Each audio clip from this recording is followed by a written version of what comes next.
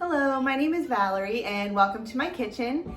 I am so glad that you guys are joining me today. If you watched my previous video, I just started milling my own grains, and this is kind of my journey on making my own bread from what I am milling, and it has not been easy. I have definitely learned a lot.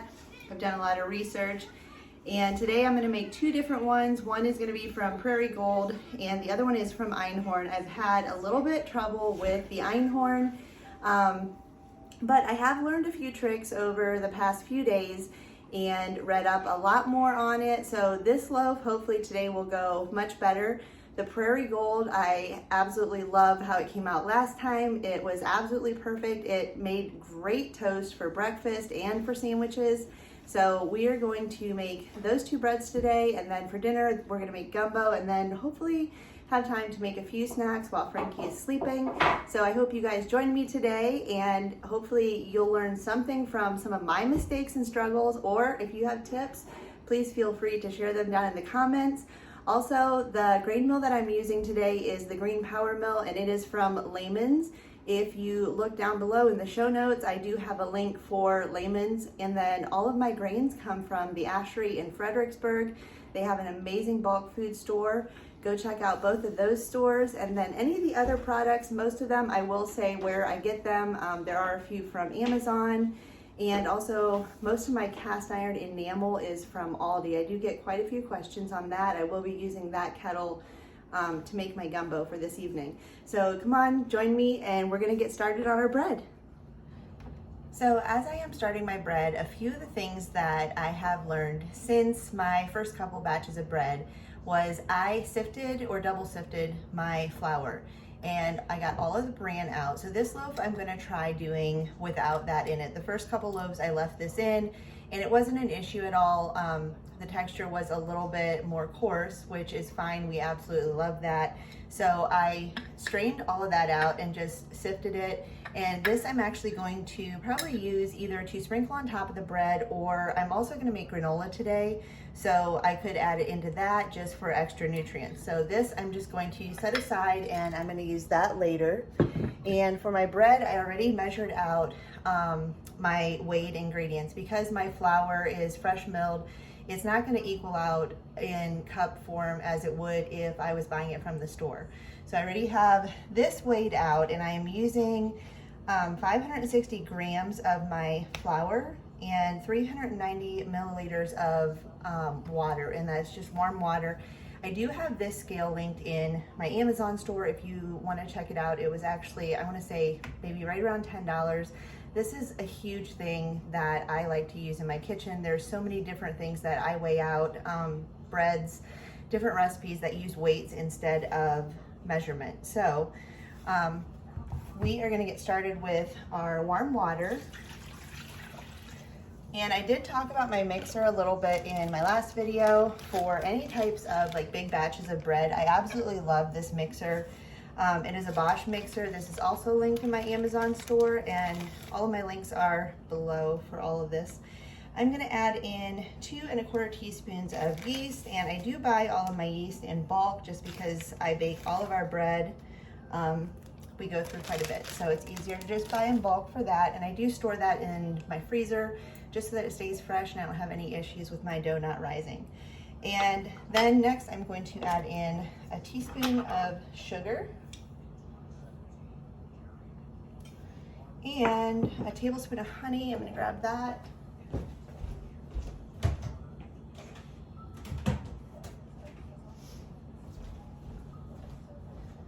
And then I'm just going to let this sit for about 5 minutes, just until it starts bubbling up, and then I will start adding in my dry ingredients. And for this recipe, I am using the Prairie Gold wheat berries, and I already milled those. I double milled them and then sifted it. So I'm gonna let this sit for a few minutes, and then we will start adding in the dry ingredients.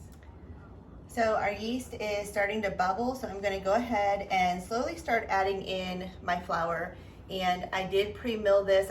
In the previous video, did show the mill that I'm using, and it is the Green Power Mill from Lehman's, and that is also linked in the show notes below. So if you want to check it out, I absolutely love it. It is not motorized or electric. It is just hand powered. And to make enough of my flour for like one batch of bread, which this batch makes 2 loaves of bread, it takes maybe 5 minutes, and that was with me double milling it. So putting it through the first time, sifting it, and putting it through the second time, it really doesn't take that long. And one, I guess, plus side to this is if you maybe lose power quite frequently, or you want to be more off-grid, reserve energy, whatever, this would be awesome to have. Even if you do have an electric mill, maybe this is something that you want to add to your stock just as a backup in case you do lose power or anything like that. So this mill is definitely something that you want to check out. So I'm going to start mixing in my flour, and I'm going to do a little bit, maybe about 1/3 of it, and then I'm also going to add in my teaspoon of salt and get this mixing until it starts to get incorporated, and then I will add in the remainder of my flour.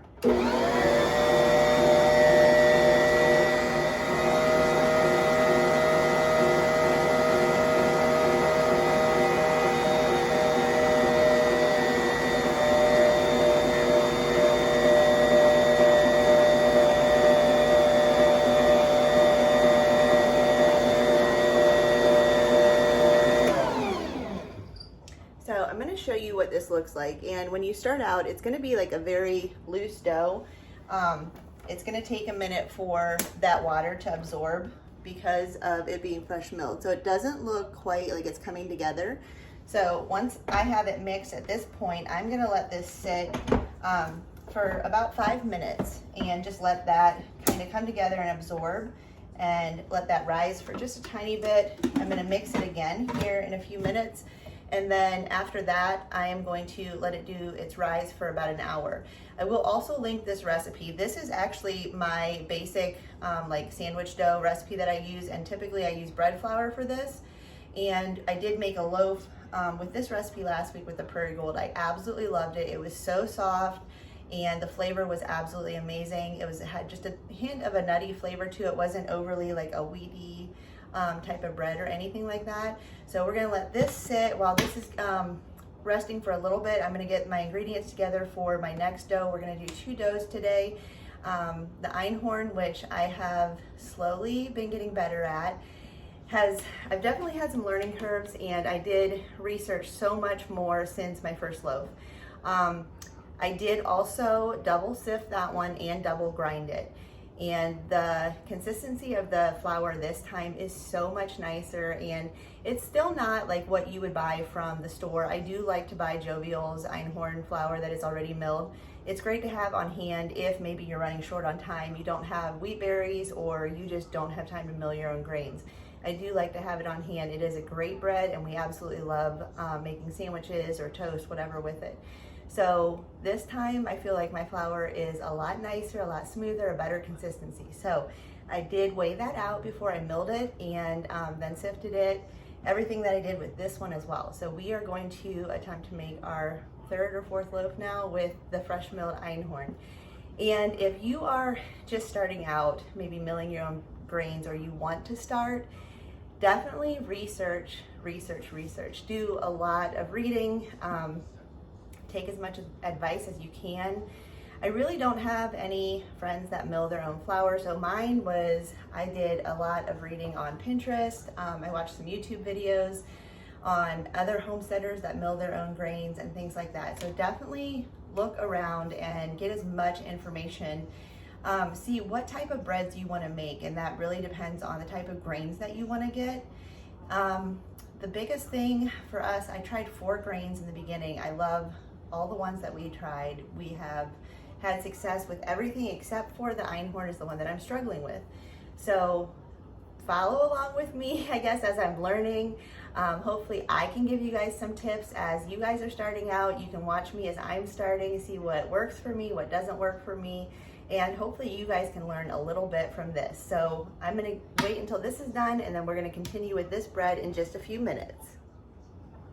Okay, so our dough is done sitting, and I did start mixing this again, and the last thing that I'm gonna do is add in some room temperature butter to my dough, and I'm gonna let that mix again for several minutes, and then transfer it into a bowl and let this rest until it has doubled in size, about an hour. So I'm gonna get this mixed in, and then we're gonna let this sit and start on our second loaf of bread.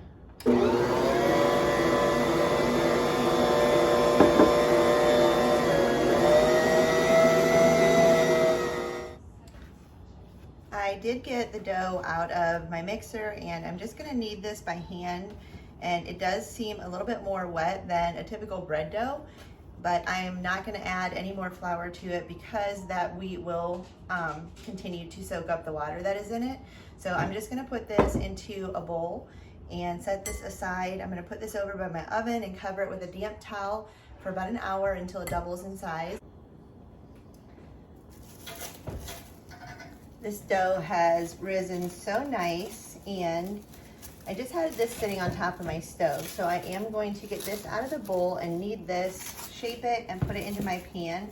And this pan I absolutely love. It's a little bit longer than a regular like bread pan, and it's a USA pan, and they are available at Layman's. I used this for my last loaf of this Prairie Gold that I made, and it turned out absolutely perfect. And it was actually a great size for us. I think I do want to order a second one of those because it lasted a little bit longer than sometimes when I make a loaf of bread. I feel like by the second day we are almost out of bread or completely out of bread. So I am going to get this out onto my counter and knead this and then shape it, put it in my pan. I did just start preheating my oven, and I set that to 390 degrees. So I'm just going to knead this for a little bit, get it all together and into my loaf pan. And then while that is preheating, my bread will rise for the second time. So I'm just going to flatten this out, make sure that there's no air bubbles in the bread. I did have one big air bubble in the middle of my loaf last time with this one, so I want to make sure that I don't do that again. And then I like to just make that it is about the length of the pan, and then start to roll it up.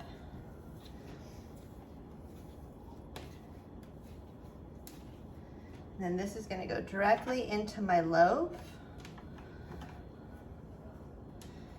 And this is just going to get covered, and it will set right here on the back of my stove where it's nice and warm. And then that will rise while that is heating. Towel over that.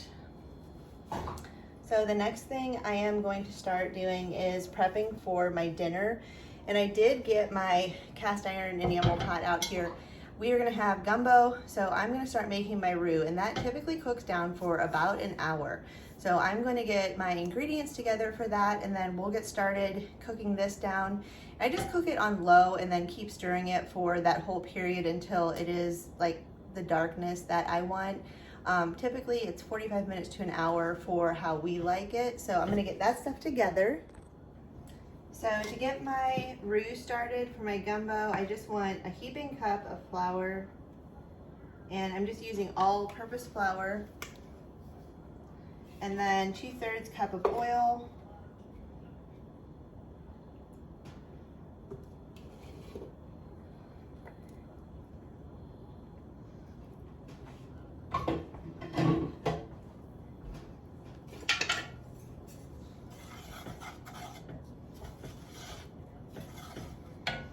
move my bread over so I can turn this burner on.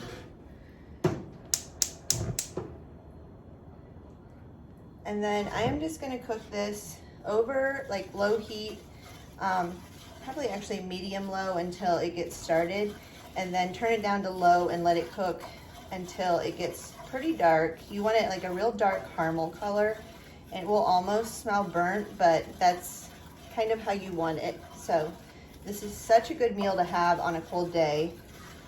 My husband is out stocking wood for our wood burner, so I'm sure he's gonna be super hungry when he's done with that. So I'm gonna let this go, and then I'm gonna get started on my ingredients for the rest of the gumbo. I need celery, peppers, onions, garlic, and a few other things. So I'm gonna start chopping that stuff up, and I actually already prepped a bunch of my vegetables for the week. So I have, it says 1 bunch of celery. I think this is going to be about 1 bunch in here actually. I'm just going to dice this up and cut up my peppers. I just like everything diced for this recipe. You can do whatever you prefer. And I'm gonna try and use mostly the colored peppers. My husband doesn't care for green peppers, but a few won't really matter. So get all this diced up. And my onions, grab those real quick.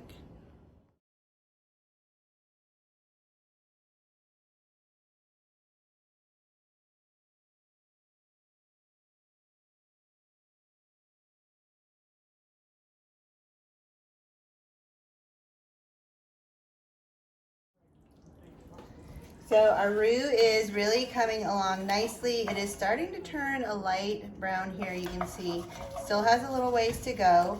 My first loaf of dough is absolutely perfect. I'm going to get this loaf into the oven. You can see how beautiful that looks. And then my second loaf has risen, so I'm gonna get this shape and into my pan. And I don't want to add any more flour to this while I'm doing this, but it is a stickier dough, so I am going to put a little bit of oil. And maybe I'm doing that wrong, but this has kind of been a trial and error on getting this flour perfected. I used to buy this already ground, so me grinding it myself has been a learning experience. This time I will say that the flour mixture is quite a bit nicer. So I'm just gonna put a tiny bit of olive oil out here. And we're gonna get this out, see if we can get this into my pan real quick so that this can rise while my first loaf is baking. I have a dish already.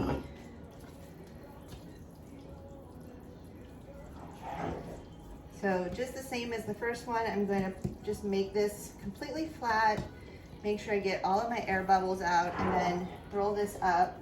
And then to get this into the pan, I am going to use my bench scraper because of how soft this dough is.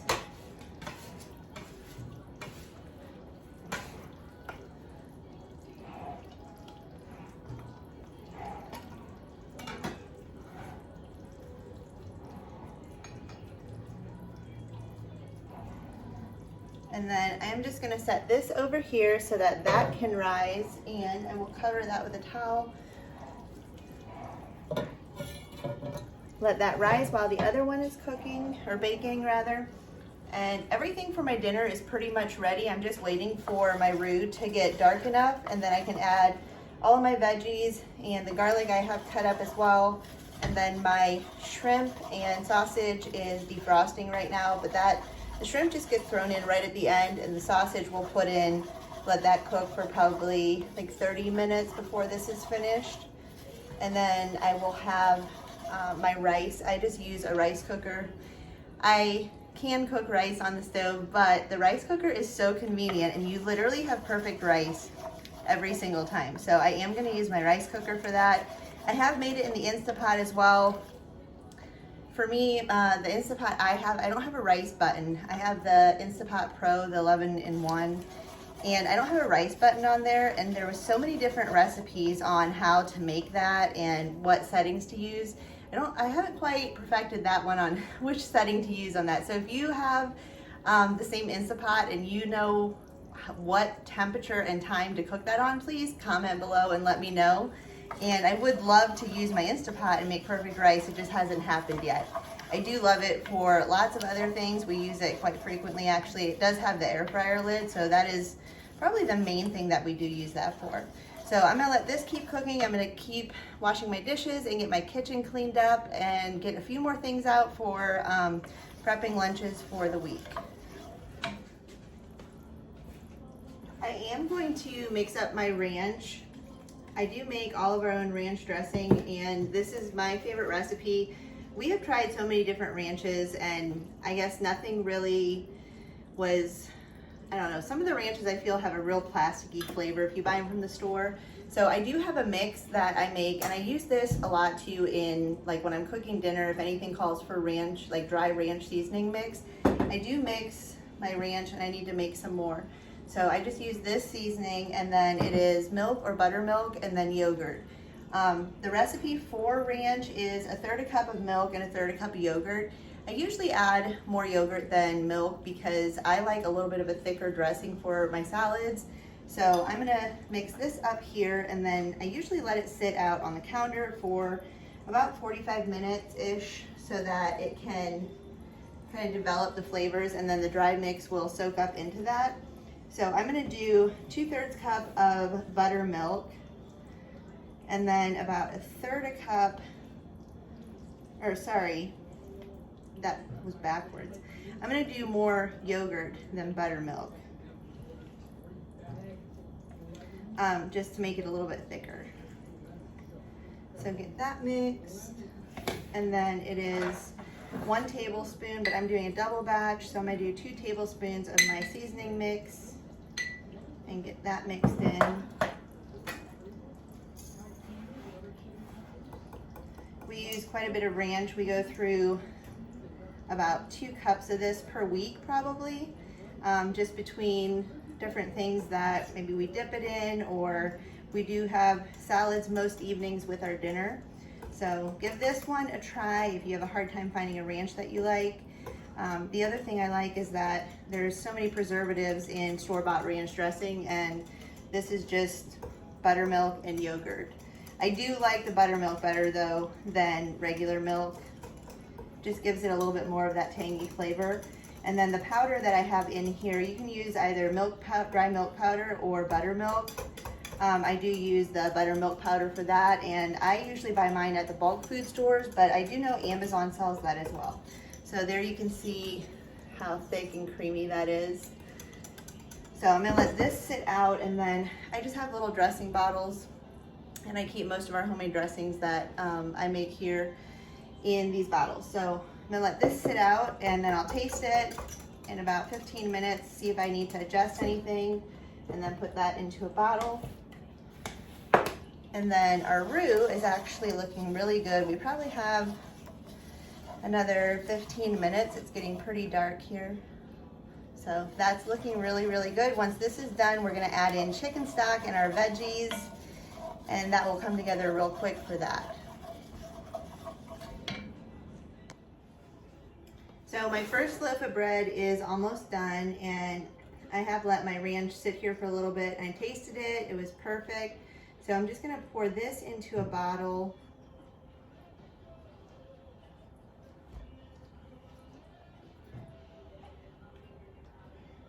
And then my roux is almost done. I need to get my veggies in there in just a few minutes, and then I'm gonna need to change my temperature on my oven. It's at 390 for the first loaf, and the second loaf, the Einhorn, is gonna bake at 375. So I need to change that and get my bread loaves switched out. Check this first loaf. That is perfect. Nice brown color. I'm just gonna put a little bit of butter on top and get this onto a cooling rack. I usually let them sit in the bread pan for just a few minutes and then put them into a cooling rack so that they don't get soggy on the bottom. And then our Einhorn loaf has risen nicely, so we're gonna get that into the oven. And I'm gonna change this real quick. And then I'll get my cooling racks out to put my bread on and let that cool completely until before you slice it. You don't want to slice it while it's warm. So I'm going to get a lid for this and get this into my refrigerator, and then that's pretty much it until my roux is done, and it's actually looking really good. It's getting nice and dark. You can see how dark it's getting. So just a few more minutes on that, and then we will add our veggies in and get our rice started.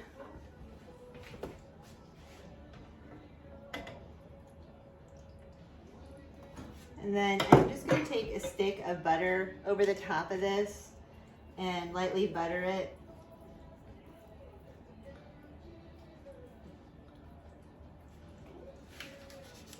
Can't wait to slice into that. So I'm going to leave this sit here until it is completely cooled. And then our other loaf has about 20-25 minutes to bake. And I'm going to get my veggies in here. and get these sauteing. This is gonna darken up just a little bit more as my vegetables go in here. So I'm gonna grab my parsley and a couple things before I do that. And I did go down in my basement where I store all of my canning goods and got a jar of vegetable stock. You can use chicken or vegetable. I do both. It doesn't really matter. We need about 6 to 8 cups, so I have part of a jar in the fridge. I'm going to use the rest of that up, and then I'll use this vegetable. All right, so I am going to add my vegetables in here.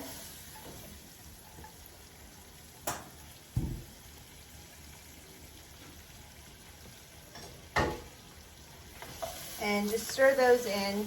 It's going to sizzle quite a bit.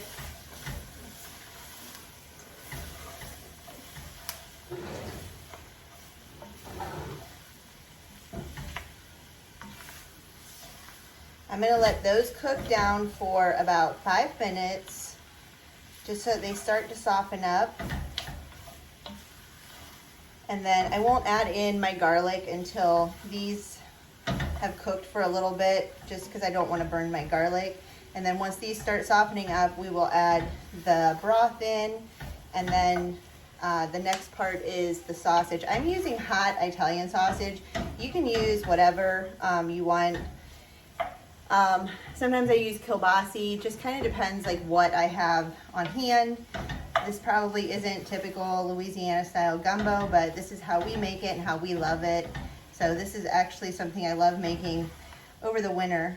It's a great dish, comfort dish, even though I'm not from the South. I can pretend that I am. I love Southern food, who doesn't? So I'm just gonna let this go and soften up, and then I will add everything else in just a minute. So little Miss Frankie is awake from her nap. As you can see, she had a very good nap because her hair is sticking up. So we are going to add in our stock to this.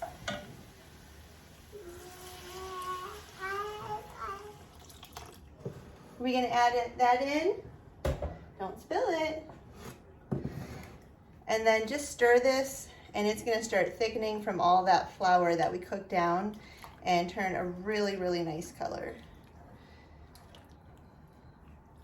So I'm gonna hold off on adding this second jar until this is back up to like a simmer, and just so I can see how thick it is. And then you can just adjust your liquid as needed for that. And then I'm gonna add my garlic in. Hot? Is the bread hot? It's warm. Yeah. So we are going to let this continue cooking until it is thickened up. Oh. Can you say hi? Say hi. Hi. So I'm gonna let this keep cooking, and then my second loaf of bread is actually almost done baking. So I will pull that out, and we can see how that is once that cools. I'm so excited to try that loaf, the Einhorn, just because of the last 2 or 3 that I've made with milling my own grains. The first one obviously did not turn out. If you saw the last video, it was like a brick. Then the second and third one actually were quite a bit better, but this one I definitely sifted my flour, so hopefully we'll get a better consistency out of this. The last loaf was still good. It was just a little bit thicker, heavier bread, so hopefully this one is a little bit lighter. So we'll check that out in just a few minutes. So I did season this with a little bit of Old Bay and some Cajun seasoning, and then as this continues to cook, I'm gonna check if it needs more salt or anything like that. And then I do add in a little bit of black pepper as well, and I think that's the last of it.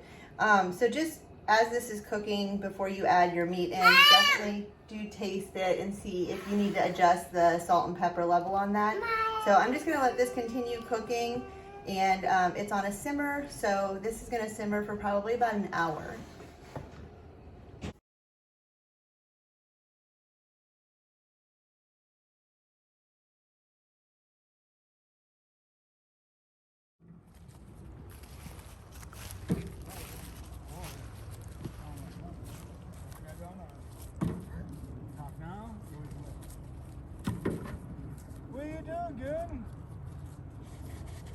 you gonna load firewood up.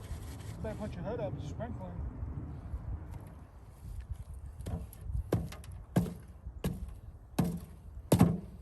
Okay, you take it back down.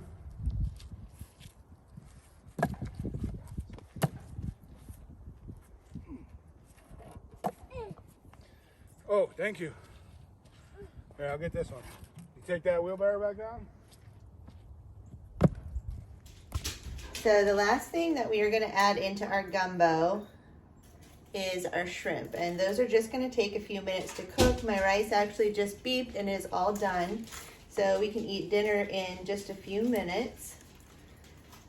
And this is just, I've had this at a simmer for probably the past 45 minutes.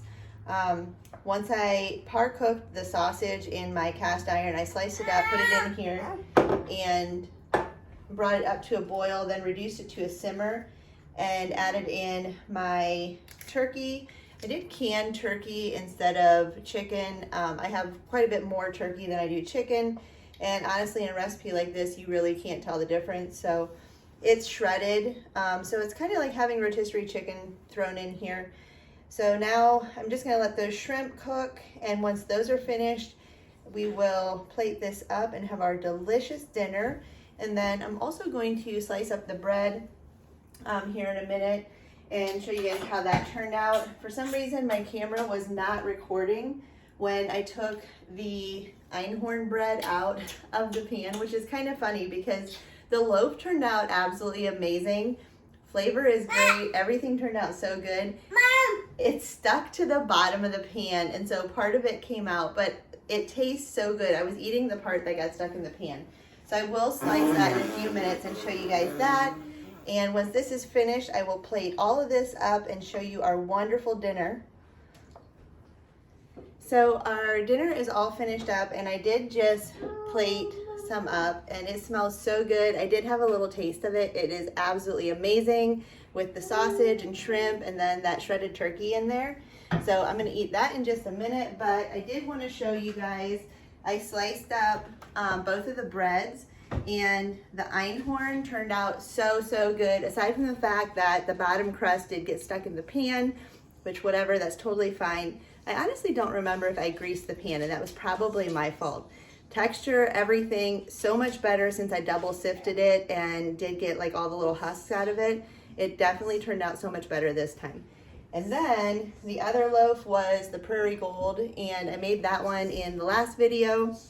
That bread came out so good, and we absolutely loved it over the past week. So here it is again. It looks very similar in color to the einhorn, but the flavor is so good. It's a very mild wheat. So that one was really good. And I used it a lot for breakfast, like making toast and stuff like that.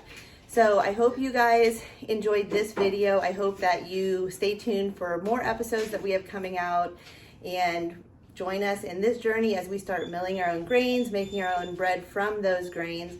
I've been baking for years, but this is a whole new adventure, and it is completely different from like baking with store-bought flours.